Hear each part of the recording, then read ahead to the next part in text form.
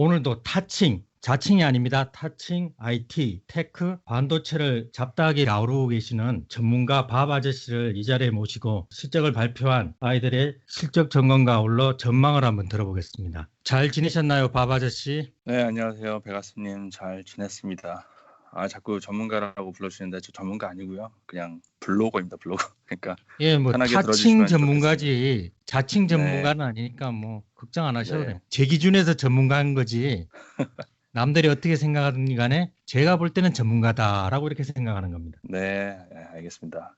백아스님은 잘 지내셨나요? 예, 덕분에 잘 지냈고 드디어 2019년 CES 디지털 리포트 영상과 아울러 PDF 파일 50장짜리죠. 그걸 완성을 했는데 그래서 한 주 내내 좀 흐뭇하게 지냈네요. 큰 일을 끝마치고 나니까요. 제가 2019년 CES를 이렇게 다녀오고 5대 핵심 트렌드 중에 AI, 인공지능, 스마트홈, 디지털 헬스케어, 그리고 e스포츠, 스마트 시티에 관련해서 밥 아저씨와 저와 우리 주식 공략단이 거의 한 달에 걸쳐 가지고 CES를 분석하고 검토하고 논의한 결과 50페이지에 달하는 PDF 파일과 27분에 달하는 영상 파일을 ustuja.com에 올려놨습니다. 관심이 있으신 분들은 거기서 유료로 다운을 받아보시면 되고 유료가 싫으신 분들은 클릭을 안 하셔도 되고 일단 관심을 가져줬으면 감사하겠습니다. 어땠어요? 2019년 CES 5대 핵심 트렌드 하시면서 한 말씀 해주시죠. 네, 엄청 힘들었고요.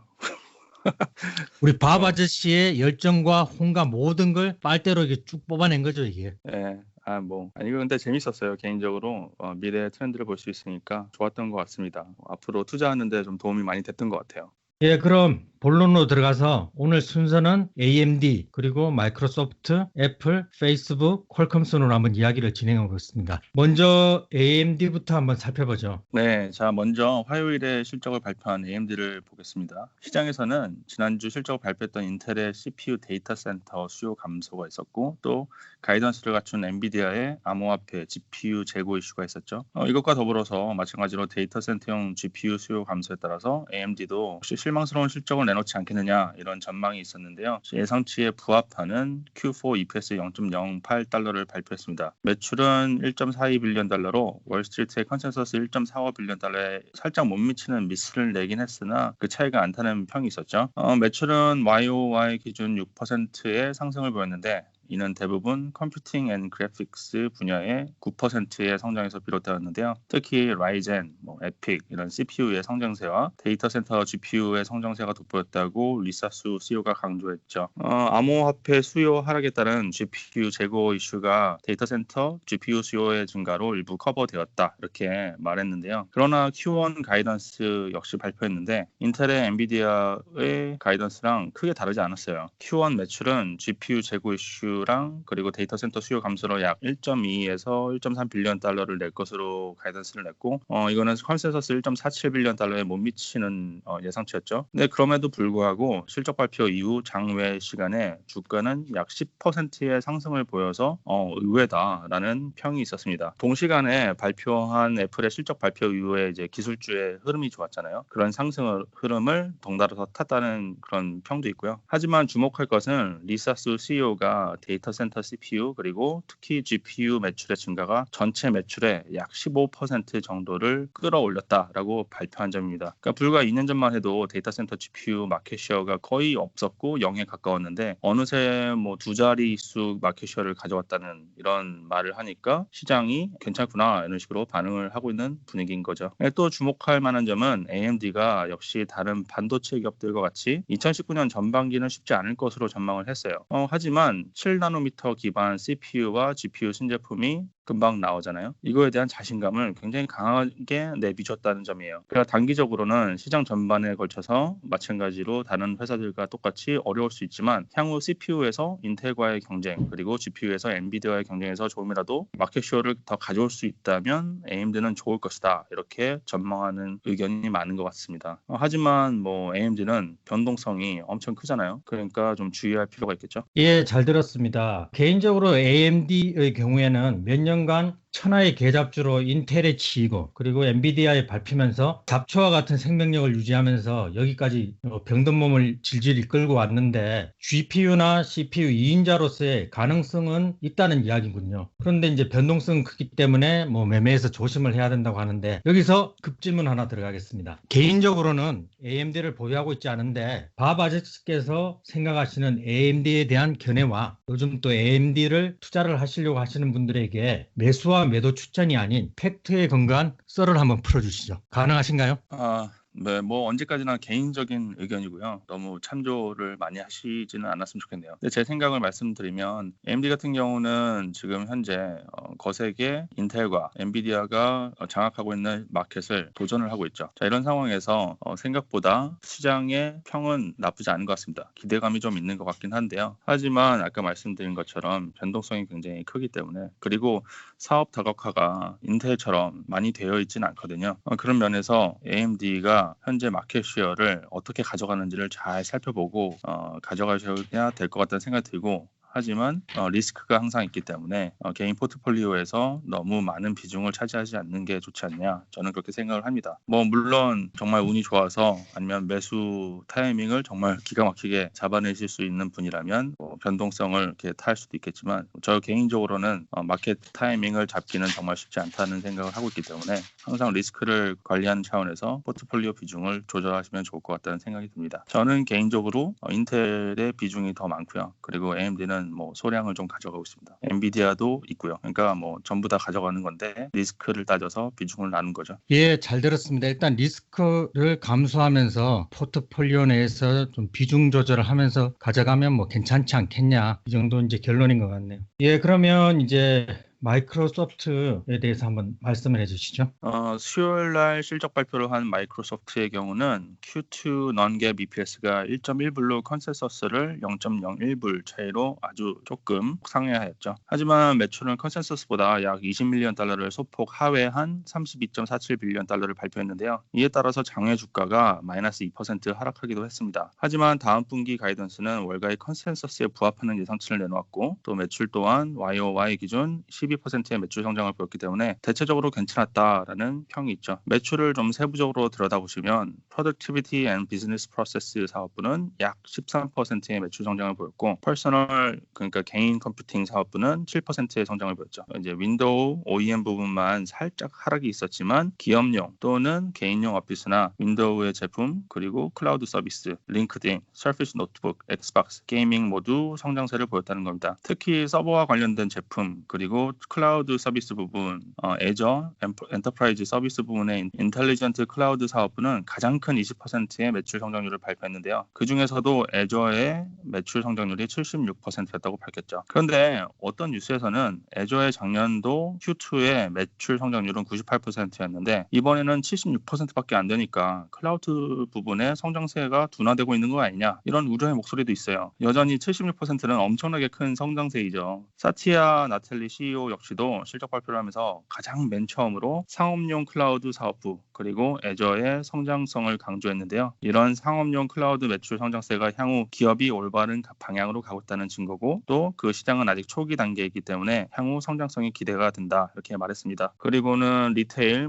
금융이나 헬스케어 분야에서 클라우드 파트너십이 계속 늘고 있다고 강조했는데요. 예를 들면은 리테일에서는 NRF, 크로거, 갭, 엘버슨 등을 언급했고 금융에서는 마스터카드, 블랙락, UBS 그리고 헬스케어에서는 월그린과의 협업을 강조했죠. 또 주목할 것은 게이밍 분야였는데요. 엑스박스 원, 엑스박스 라이브 그리고 게임 패스 부분의 성장세가 컸습니다. 현재 게이밍 분야는 클라우드 기반 그리고 구독 서비스 기반의 온라인 스트리밍 게임 또는 게임 방송의 트렌드로 바뀌고 있죠. 게임을 좀 안 하시는 분들은 좀 어색할 수도 있는데요. 게임의 스트리밍이라 아니면은 구독 서비스 지금 현재 향후 게이밍 분야의 넷플릭스가 누가 되느냐에 대한 경쟁이 있죠. 이에 대해서 좀 관심 있게 보셔도 좋을 것 같습니다. 마이크로소프트는 향후 게이밍 분야의 변화에 맞춰서 투자를 계속하고 있다 이렇게 강조했고 그리고 지난 분기 2개의 스튜디오를 인수해서 현재 총 13개의 스튜디오를 보유하고 있고 이에 따라 게이밍 콘텐츠를 늘려나가겠다 이렇게 발표했습니다. 오피스 365의 구독 서비스 역시 구독자 수가 14% 정도 올랐음을 알렸는데요. 기존 전통의 서비스를 변화하는 구독 경제에 맞게 잘 따라갔다. 그래서 기존의 사업 역시 꾸준히 성장세가 있다 이렇게 알렸습니다. 인수일이었죠. 실제로 작년 11월에 FS Logics를 인수하면서 오피스 365 시각화를 더 좋게 하겠다고 또 했습니다. 그리고 또 작년 10월 마이크로소프트는 수많은 소프트웨어 개발자들이 이제 코드를 막 올리고 내려가고 이런 오픈소스 플랫폼 GitHub를 인수를 완료했는데요. 전체적으로 보시면 마이크로소프트는 하드웨어보다는 소프트웨어 그리고 서비스에 집중하고 있음을 볼 수가 있죠. 실적에 대한 엇갈리는 시각도 있는 것 같은데 최근 애플이 발표했던 중하권의 스마트폰 매출 감소 그리고 인텔 엔비디아의 향후 가이던스에서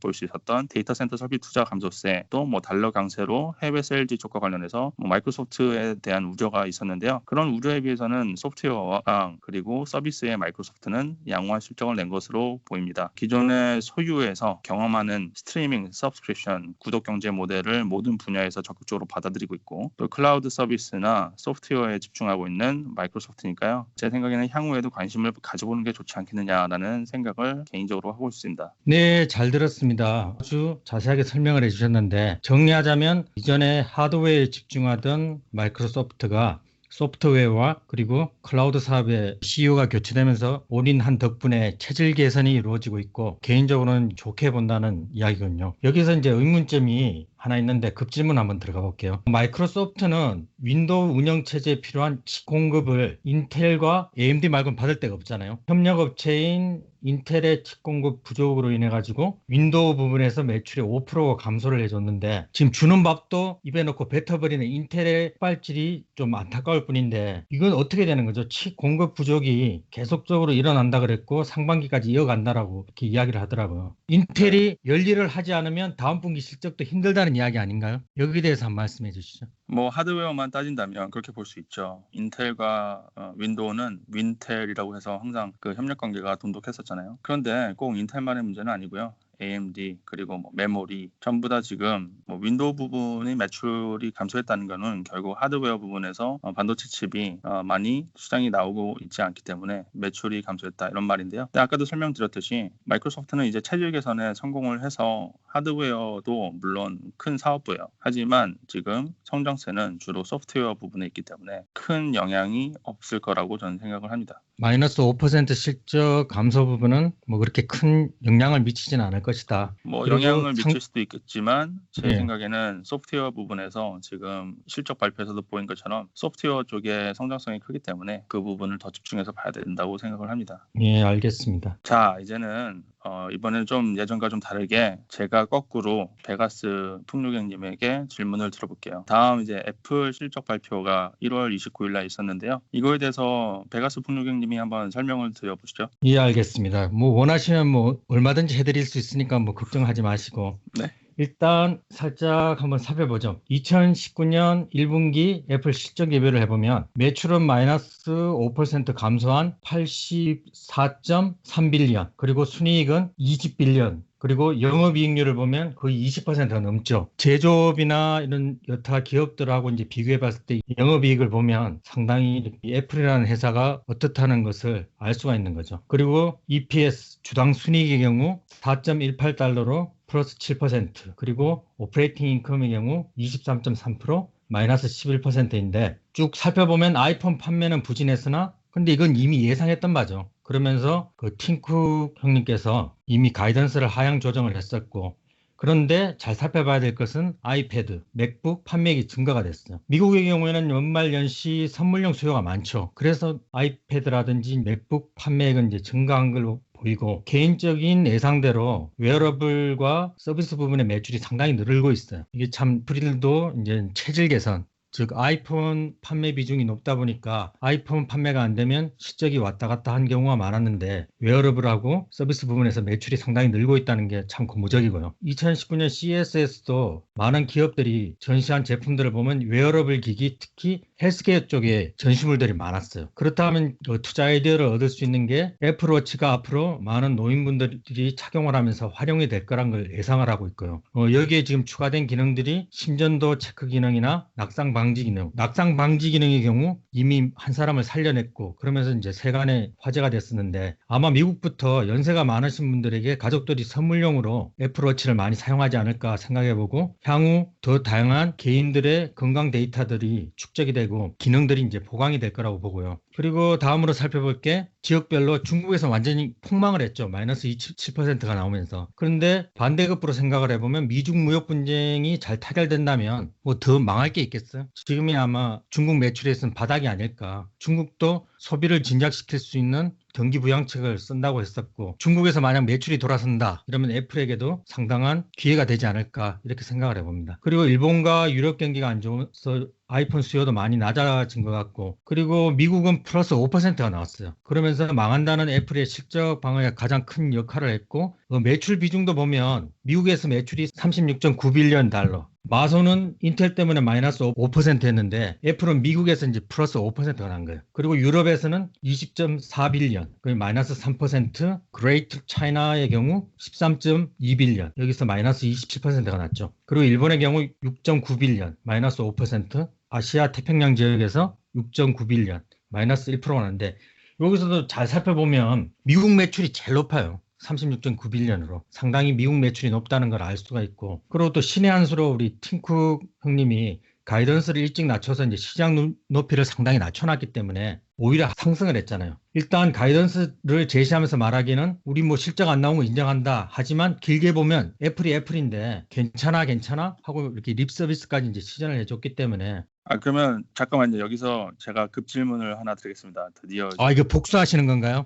복수의 시간이 왔습니다. 애플 같은 경우는 지금 사실 그러니까 스마트폰에 수요가 줄고 있고 모바일 폰에 수요가 주는 거는 뭐 전 세계적으로 이미 다 알고 있는 것이고, 하지만 또 이제 거기다 미중 무역 분쟁 때문에 추가로 타격을 보고 있다. 뭐 그런 것까지는 알겠습니다. 미중 무역 분쟁이 잘 해결된다면 다시 턴어라운드 할 수 있다. 이런 식으로 잘 이해가 되는데요. 하지만 지금 현재로는 스마트폰의 이후에 새로운 제품에 대한 우려가 있잖아요. 그러니까 서비스 분야가 점점 좋아지고 있긴 하지만 얼마 전에 뭐 자율주행차 부분을 아예 사업부를 정리를 했다. 뭐 웨어러블 시장도 아직 뭐 그렇게 커질지 모르겠다. 헬스케어도 잘 모르겠다. 이런 식으로 향후에 정말 진정한 혁신이 좀 부족하지 않느냐, 이런 평이 있는데 그거에 대해서는 어떻게 생각을 하시나요? 애플에 대한 개인적인 입장을 이야기하면 되는 거잖아요. 저번 유튜브에서도 밝혔듯이 변한 건 없어요. 첫 번째, 뭐 미중 무역 분쟁이 타결이 되고 중국에서 소비가 일어난다면 좋게 돌아갈 것 같고, 지금 약간의 조짐이 보이고 있는데 달러 약세가 진행된다면 실적이 또 향상이 될 거고, 아이폰만의 매출이 아닌 아까도 이야기했지만 서비스와 헬스케어 부분에서 잘 끌어가고 있는 것 같아요. 지금까지는. 가장 중요한 건 신에게는 아직 130빌리언의 현금이 남아있다. 이게 무슨 뜻이냐면 한국 돈으로 따지면 130조가 그렇죠. 넘죠. 한 145에서 150조인데 말이 130빌리언이지 이게 삼성전자 반개를 사고도 남는 돈이거든요. 네. 예, 네. 현재 현금을 통해서 이제 인수합병으로 새로운 먹거리를 찾을 것이다라고 보고, 개인적으로는 이게 애플을 보유하고 있지만 배당 증액보다는 저는 투자를 좀 더 공격적으로 했으면 좋겠다 하는 바람을 가지고 있어요. 네, 알겠습니다. 뭐 저도 동의하는 부분이고요. 워낙 현금이 많기 때문에 여러 가지 세금 혜택도 보았고, 그렇기 때문에 항상 문제가 있을 때 새로운 사업을 좀 적극적으로 남들보다 공격적으로 해나갈 수 있다는 부분이 있다는데 동의를 합니다. 자, 그러면 그 다음에 또 기세를 이어서 페이스북이 또 실적 발표를 했는데요. 이건 역시 베가스 풍류경님이 한번 설명을 해주시죠. 애증의 페이스북은 2018년 4분기에 실적 발표를 했는데, 일단은 뭐 시장 예상치를 웃돈 분기 실적을 공개를 했고, 그게 가장 중요한 게 페이스북 같은 경우는 이제 사용자 수가 얼만큼 많느냐에 따라서 광고 매출이 왔다 갔다 하기 때문에 월간 액티브 유저, 즉 활성 사용자 수가 얼마인지가 가장 중요하죠. 2.32빌리언. 그러니까 23억 2천만 명. 단일 플랫폼으로는 이렇게 많은 사용자가 있는 플랫폼이 없죠. 그리고 저도 페이스북을 쓰고 있는데 요즘 뭐 장성급 군인들이라든지 유명 정치인, 그리고 아주 이쁜 아가씨들이 친구 요청을 많이 해주시고 있어가지고 제 버튼 누르기가 이제 귀찮을 정도인데, 만약 페이스북 관계자분께서 이 방송을 듣고 계시면 제발 좀 해결해 주셨으면 감사하겠습니다. 워낙 유명 인사가 되셨군요, 이제. 그건 아니죠. 일단 보면 인스타그램이 호조를 보이고 있다. 푼돈으로 인스타그램을 인수를 했는데 이게 꾸준한 광고 득템으로 주가 상승에 가장 큰 역할을 하고 있는 것 같고요. 실적 발표 장악 마감 후에는 6% 이상 급등하게 돼 있죠. 페이스북의 매출을 살펴보면 16.9빌리언 달러로 작년 동기 대비 30% 증가가 되었고, 순이익의 경우에도 6.9빌리언 달러로 61%가 증가가 됐어요. 그리고 EPS 즉 주당 순이익의 경우도 2.38달러로 작년 동기 대비 65%가 증가가 됐습니다. 광고 매출을 살펴보면 16.6빌리언으로 30% 향상을 보였고, 그리고 결제와 각종 수수료 부분에서 274밀리언으로 42% YOY 기준으로 향상을 보였어요. 지역별 매출을 보면 전 세계적으로 이제 고른 매출 신장세를 기록을 하고 있는데요. 24%에서 34% 정도. 지금 유튜브를 보시고 있는 분들은 이렇게 그림을 보시면 한눈에 알아볼 수가 있겠죠. 일일 활성 사용자 수는 1.5빌리언, YOY 기준으로 9%가 향상이 됐고, 월간 사용자 수는 2.3빌리언으로 9%가 향상이 됐고, 마크 주크버그 CEO의 경우에도 가이던스를 발표를 하면서 현재 회사가 이제 가장 큰 사회적 이슈에 집중을 하고 있고, 그리고 회사 운영 방법을 근본적으로 이제 바꾸고 있는 상황이고, 소셜 미디어를 통해서 사람들을 연결하는데 더 새롭고 직관적인 방법에 이제 투자를 열심히 하고 있다고 이렇게 밝혔어요. 쉽게 말해서 살아남기 위해서 열심히 체질 개선을 하고 있다는 말을 이렇게 어렵게 애둘러서 이제 이야기를 하고 있는데, 주목해야 될 것은 모바일 광고 매출이 93%라는 게 보이시죠? 모바일 광고 매출이 가장 많이 일어나고 있고 매출 비중에서 93%를 가지고 있다는 게 가장 중요하다는 거죠. 캐피탈 익스펜디처스를 이제 줄여서 이제 카펙스라고 이야기하는데, 이 고정자산 투자의 경우에 4.37빌리언으로 미래의 이윤을 창출하기 위해서 이제 지출된 비용이에요. 아마 이게 데이터 센터가 되지 않을까 이렇게 생각을 해보고 있고요. 왜냐, 페이스북으로 올리면 많은 동영상들이나 글들, 그런 건 이제 저장할 수단은 뭐 페이스북의 고정자산으로서는 데이터 센터밖에 없겠죠. 네, 감사합니다. 또 급질문을 제가 또 하나 드려볼게요. 이건 예정에도 없던 건데 한번 해보시죠. 예정이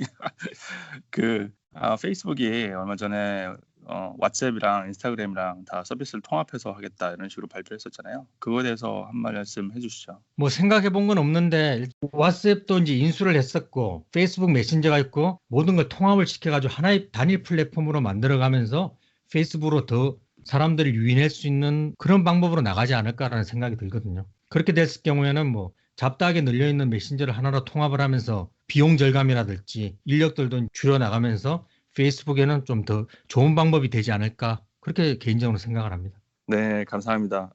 뭐 페이스북에 대한 생각 잘 정리해 주셔서 감사하고요. 그리고 자, 이제 기사를 몰아서 이제 마지막 베가스 본유님한테 제가 너무 오늘 많이 부탁을 드린 것 같은데, 퀄컴에 대해서 한번 리뷰를 해주시고 그 다음에 제가 마지막으로 아마존에 대해서 정리를 하겠습니다. 먼저 퀄컴 실적 발표에 대해서 한번 설명을 해주시죠. 예, 퀄컴도 실적을 발표하고 아직도 뭐 주가는 형편없죠. 형편이 없는데 한번 살펴보겠습니다.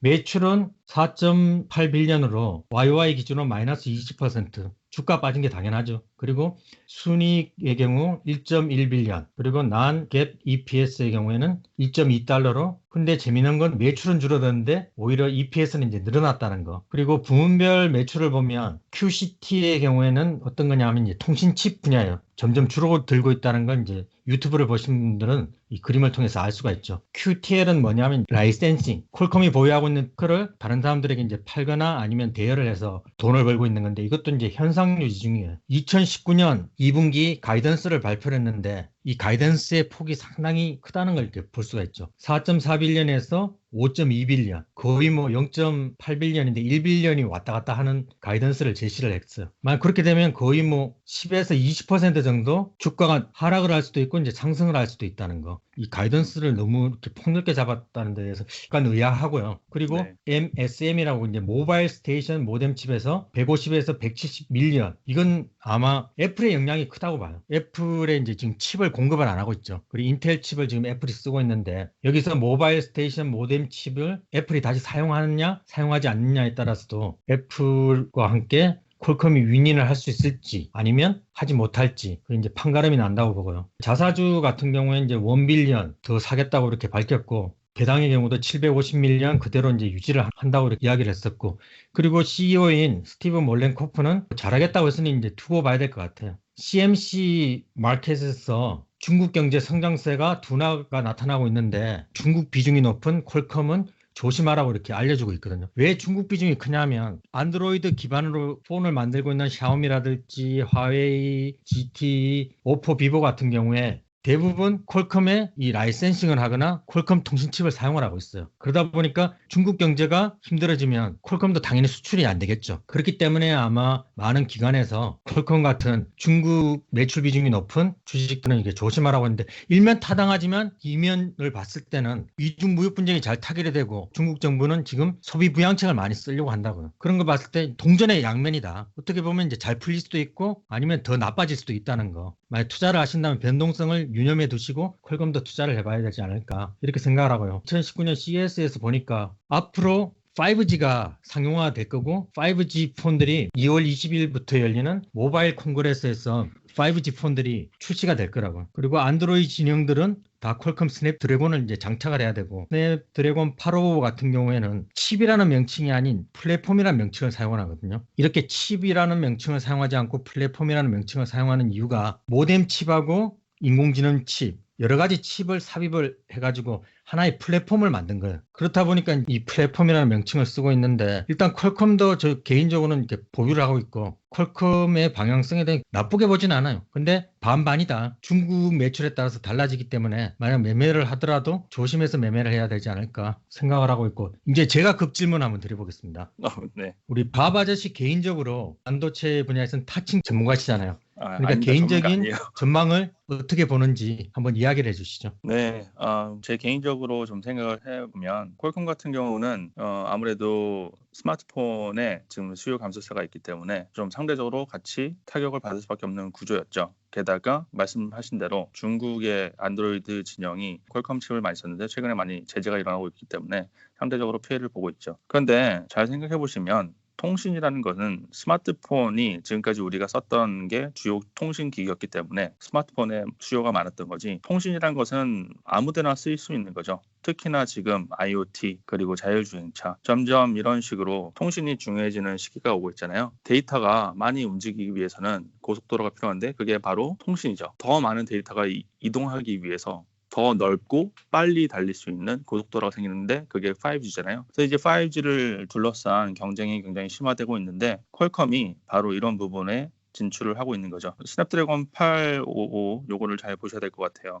이거에 대해서 CES 2019에서도 강력하게 광고를 했고 또 안드로이드 진영에도 많이 나올 것으로 예상을 했는데요. 제가 봤을 때는 이번에 퀄컴이 가이던스를 좋게 잡아서 지금 실적 발표 이후에 주가가 다시 반등을 하고 있는데, 베가스 폭류객님이 말씀하신 것도 굉장히 참신한 시각이에요.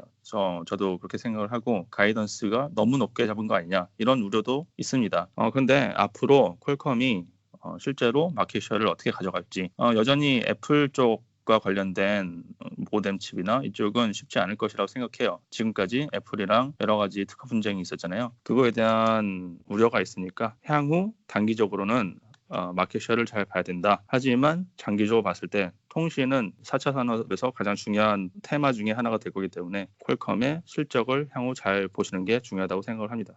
예, 잘 들었습니다. 퀄컴도 실적을 잘 살펴보고, 그리고 특허들이 많잖아요. 특허들이 많고, 이후에 이제 5G가 상용화가 된다면, 그러니까 4G를 하던 애들이 5G로 넘어가기 때문에 상당히 수혜를 입을 수도 있다는 거. 일단 동전의 양면인 것 같아요. 중국 매출이 어떻게 나오느냐도 중요하고, 앞으로 벌어질 세상을 본다면 퀄컴이 차지하는 비중이 높기 때문에 장기적으로는 유념해 둬야 된다. 그런 것 같네요. 예, 다음으로 오늘 실적을 발표했죠. 지금 뭐 네. 한국에 계신 분들 중에서 미국 주식 중에 가장 많이 보유를 하고 있고, 미국에 계시는 분들도 상당히 관심을 많이 가지고 있고, 우리 일상생활을 많이 바꾸는 아마존의 실적 발표가 있었는데 지금 장 마감 후 실적 발표에 개떡락을 하고 있어요. 마이너스 5%까지 빠지고 있는데 거기에 대해서 한번 리뷰를 해주시죠. 사실 이번 주에 애플이 잘 나오고 생각보다 미리 낮춘 가이던스에 잘 부합되게 잘 나왔고, 그리고 또 페이스북도 오랜만에 반등을 했기 때문에 전체적으로 기술주 분위기가 좋았죠. 그래서 이제 대망의 아마존이 마지막으로 잘 나왔으면 했는데요. 오늘 목요일 장후에 아마존이 실적 발표를 했는데 Q4 EPS는 6.04달러로 예상치 5.68을 상회했고요. 그리고 순 매출액은 72.4빌리언 달러로 역시 예상치 71.9빌리언을 상회했죠. 그래서 어닝 서프라이즈를 내었어요.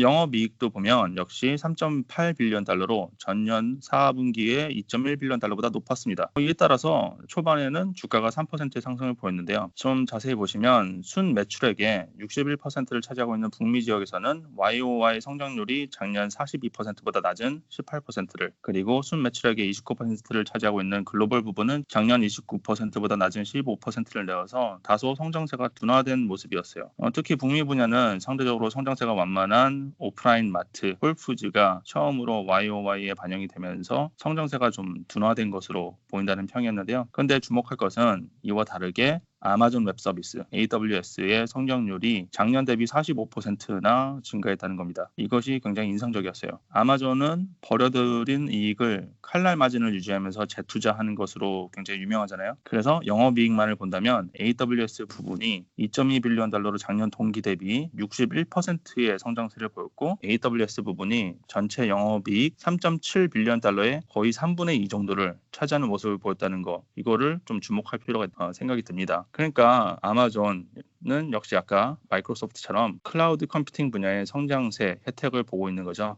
그리고 또 이외에 광고 부분 역시 매출이 한 95% 정도 상승해서 좀 주목을 받았던 것 같아요. 사실 그 전에 연속 2분기 동안 아마존은 매출이 예상치를 좀 뛰어넘지 못해서 우려가 있었죠. 이번 4분기는 지난 미국의 연말 쇼핑 시즌의 혜택으로 시장의 예상치를 좀 뛰어넘었다, 이런 평이 있습니다. 그러니까 특히 CEO 제프 베조스가 이번 실적 발표를 통해서 아마존 에코 음성 비서 서비스의 성공을 굉장히 강조를 했어요. 아마존의 디바이스 기기 판매 부분에서 역대 최고의 쇼핑 시즌이었다, 이런 식으로 얘기를 했는데, 특히 그 중에서 아마존 에코 닷이 전 세계에서 가장 잘 팔린 제품이었다라고 했죠. 2018년 동안 이제 꾸준히 투자를 통해서 알렉사가 질문을 듣고 반응하는 머신러닝 능력을 한 20% 정도 끌어올렸고, 그리고 알렉사의 스킬셋이 한 2배 정도 많아져서 8만 개 정도가 됐고, 또 알렉사랑 고객이 소통한 횟수를 세봤더니 2017년 대비 약 100억 번이 늘었다, 이렇게 했습니다. 또 알렉사와 연동되는 스마트홈 기기는 무려 4,500개의 브랜드에서 나온 28,000개의 제품이 있다 라고 했는데요. 여기서 멈추지 않고 앞으로도 계속 투자를 할 것이며, 인공지능 음성 비서 서비스 알렉사의 성능은 더 좋아질 거다, 이렇게 얘기를 했죠. 다음 1분기에 가이던스를 내었는데요.